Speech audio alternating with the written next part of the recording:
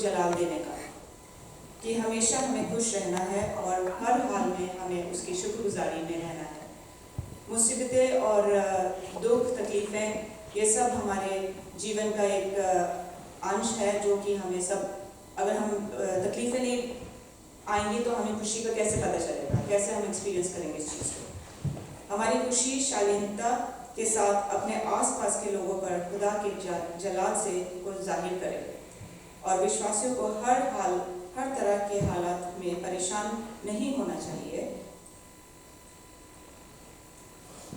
लेकिन इस बात और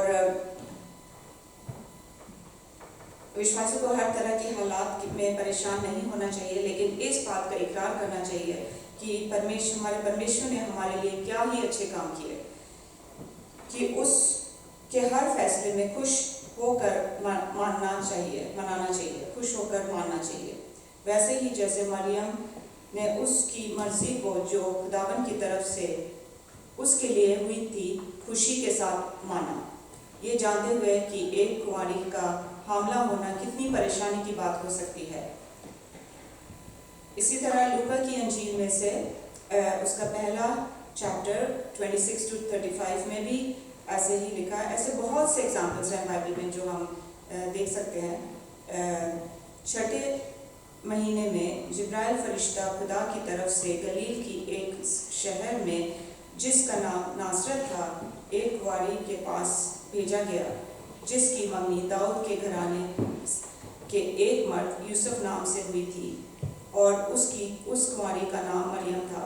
और फरिश्ते ने उसके पास आकर कहा, सलाम तुझको जिस पर फजल हुआ है, खुदावन तेरे साथ है। वो इस कलाम से बहुत घबरा गई और सोचने लगी कि यह कैसा सलाम है।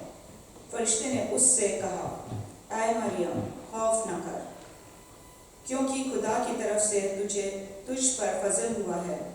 और देख, तू हामिला होगी और बेटा जनेगी, उसका नाम यीशु रखना। वो बुजुर्ग होगा और खुदा बाप का बेटा कहलाएगा और खुदावन खुदा उसके बाप दाऊद का तख्त उसे देगा और वो याकूब के घराने पर अबद तक बादशाही करेगा और उसकी बादशाही का आखिर न होगा। वो डर गई थी, माता मरियम डर गई थी। वर्स 38 में, मैं खुदावन की बंदी हूँ, मेरे लिए तेरे कौल के माफिक हो, मेरे लिए तेरा कौल ही माफिक हो।